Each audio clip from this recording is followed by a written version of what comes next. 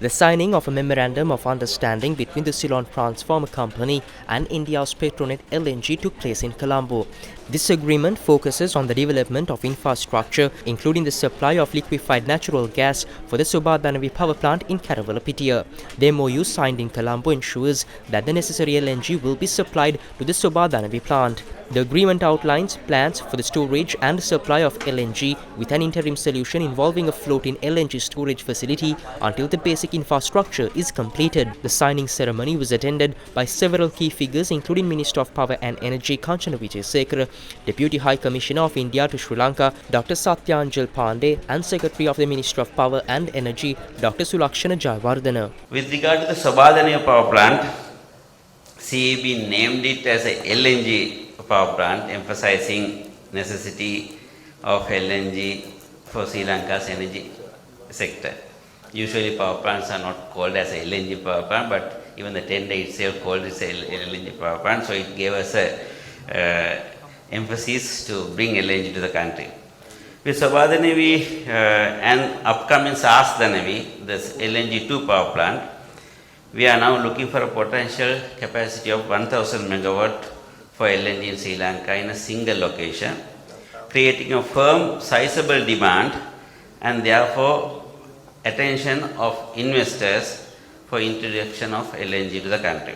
We understand that for the renewable power which is cyclic in nature and balancing the national gas grid requires the natural gas based power plant. This phenomena is happening all across the world, and if you have a very large capacity of renewable power where the power factors are substantially lower than the conventional power generating unit, the natural gas based power plant is a best options for stabilizing the grid.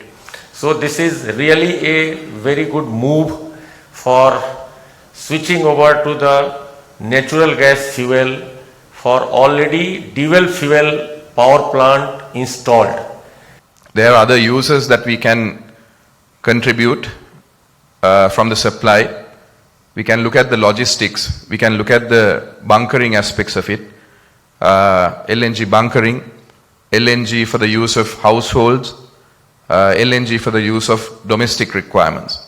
So these are some of the avenues that will open up with the signing of this MOU, not just the power generation for the power stations that are operated by LTL Holdings.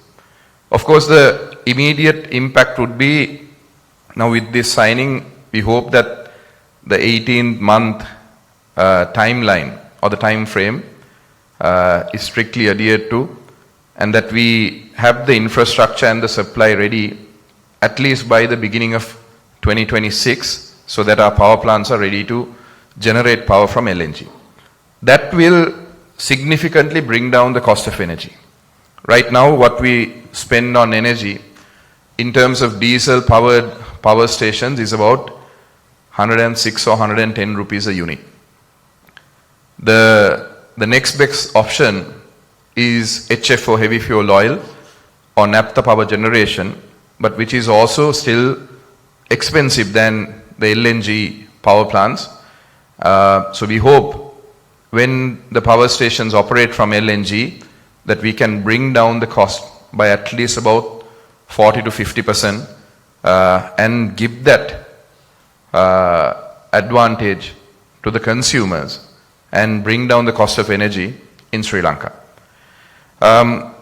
This development follows a previous agreement signed during the last government with New Fortress of America, which also included provisions for LNG supply to the Sobadhanavi power plant. However, that project has yet to be implemented.